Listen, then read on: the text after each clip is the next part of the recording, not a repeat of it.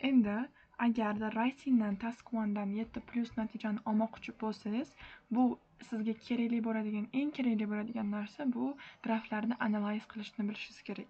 Chunki siz o'zingiz ustida qayta-qayta ishlayverib, uni ustozingizga tekshirtiraverib, feedback olishdan tashqari yana sizga juda katta rol o'ynaydigan, yaxshi ball olishingizga bu aynan tayyor graflarni va tayyor, misol uchun mana bunga o'xshagan graflarni samplarini analiz qilish.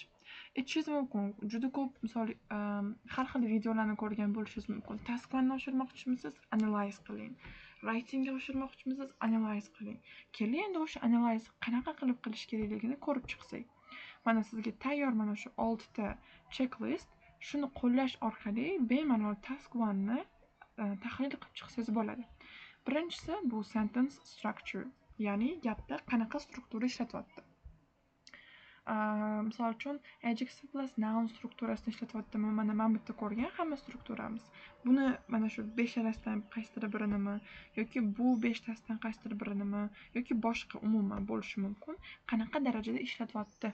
Ana o'sha narsani bitta daftar tutib analizga o'sha gapini ko'chirib olib yozib chiqishingiz kerak va iloji boricha o'zingiz ham o'sha boshqa grafika bo'lishi mumkin, shunga o'xshaganroq GPTdan so'rasangiz yoki AIdan so'rasangiz xuddi shunga o'xshagan graf chiqarib beradi va siz o'shanga qarab turib o'zingiz yozib chiqishingiz mumkin.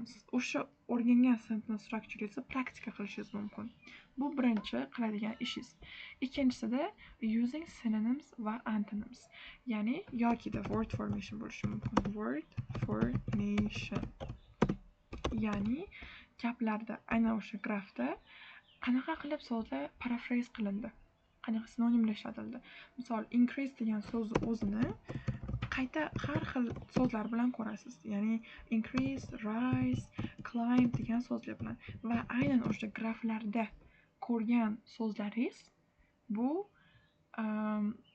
natural ishlatsa bo'ladigan so'zlar. Chunki siz analizni любой bitta randomniy narsani olib analiz qilmaysiz, balki Simon yozgan, Liz yozgan va yana boshqa 9lik writinglari 9 bo'lgan teacherlari yoki examinerlarni olib o'qishingiz mumkin. Aynan graflarini va ular ishlatgan so'zlarni bemalol o'zingiz o'g'irlik qilib ishlatsangiz bo'ladi va ular natural hisoblanadi. Keyingisi, uchinchisi bu trend va comparison language qanaqa ishlatilyapti. Ya'ni men bu yerda synonyms faqat increase degan so'z yoki decrease sinonim qilmaydi, balki boshqacharoq ham sinonim qilishi mumkin. Telefon usage qanaqadir boshqacha word formation bilan aytish mumkin. Ikkinchisida, uchta esa siz aynan trend va comparison qanaqa qilinyapti, ana o'sha narsani yozishingiz kerak. To'rtinchi qiladigan ishingiz bu finding key features, ya'ni overall qanaqa yozildi, overview qismi. Key featurelar 4 ta biz ko'rib chiqqandik boshda. Mana men bilan. O'sha 4 tasi qanaqa qilib yozib berildi, yetkazib berildi. To'g'ri tanlandimi? O'shani siz ko'rib chiqishingiz kerak.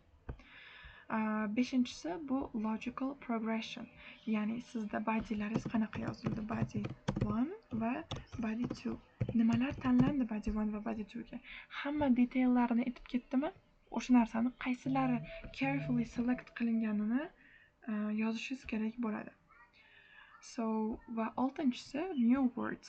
O'sha grafdan o'rgangan yangi so'zlaringizni yozib chiqib uni yodlasangiz ham bo'ladi. Chunki bu ham writing yozayotganingizda ham speaking qilayotganingizda juda yordam beradigan so'zlar hisoblanadi. Va nimaga analiz qilish kerak? Boya aytganimdek, siz har xil graflarni ko'raverganingiz sari uni tabiiy ravishda ishlatishni boshlaysiz. Qanaqa qilib, misol, men bu grammatikani bu yerdagi new strukturani o'rganyapsiz. Mana men bu yerda misol qaysidir birlari sizga new bo'lishi mumkin. Mana shu strukturalarni qanaqa qilib tabiiy ishlatish mumkin, miyangizga va qoningizga singdirib boraverasiz u narsani.